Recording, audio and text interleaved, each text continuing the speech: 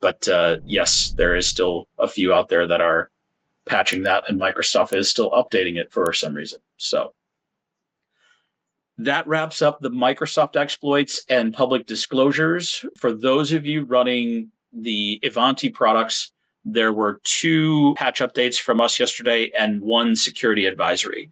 So the 2 patch updates, if you're running Ivanti neurons for MDM, the 3 CVE or the 3 CWEs, if we fix them on our side and you don't have to worry about them, we just do a CWE notification. Those were actually fixed on October 10th. We just announced basically the advisory yesterday talking about the 3 weaknesses that were resolved. And the other is the on-prem MDM solution, Ivanti Endpoint Manager Mobile. That one does have a patch that needs to be applied.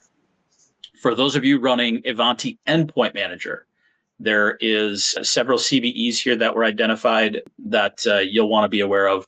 These have not been patched yet. We are going to be patching them, just it did not fit into the time frame here, and ZDI had their disclosure window where they were disclosing. So we've provided mitigation steps for this because of the nature of that disclosure, and we will be getting to resolving these. The good news is a lot of it is no-brainer kind of stuff that you're probably already doing.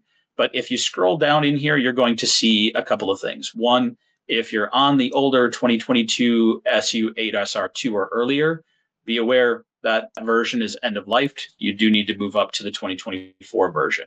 If you're on 2024 SU3 or SR1 and later, the good news is additional things in that release and later already mitigate much of this. There's a couple of workarounds and mitigations down below that can help you further ensure that you're securing your EPM core servers. The first one is insecure deserialization.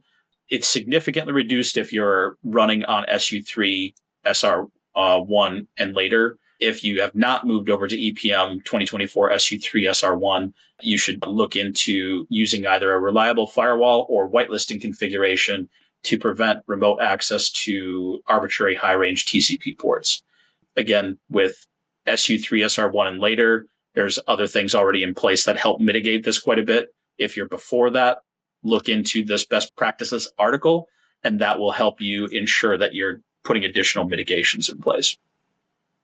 Path traversal, again, a lot of best practices out there. If you've configured your core correctly in proper or importing untrusted configurations to your core, would always carry a risk. Where is that configuration coming from? Why are you importing it? Have you reviewed what's actually going to be changed by that configuration? Those are all steps that you should take to ensure that you're protecting your core at all times. So this is more of just a awareness of make sure that you're importing questionable configurations into your middleware systems within your environment. So again, kind of no-brainer type guidance there for the most part. The next set here are SQL injection vulnerabilities. This one, if you are running reports out of EPM, there's a risk there. There's additional reporting functionality that can be disabled to mitigate this risk.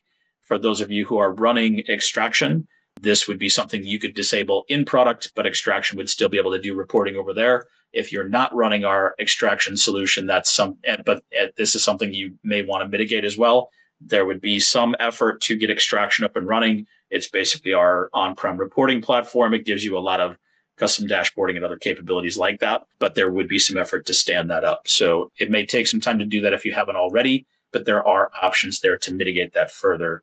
Otherwise, looking into obviously restricting access to the core server and the SQL servers involved, making sure that you've locked down permissions are additional steps you can take there, as always, to secure those environments. But that's the guidance that we've provided there. Again, most of you are probably already doing those things. The biggest one is that version check. Make sure that you're on that 2024 SU3, SR1 or later. I think I got that right. Yes, SU3, SR1 and later, and prior versions are vulnerable. So later than SU3, SR1. So that helps reduce the risk of many of these CVEs right out of the gate.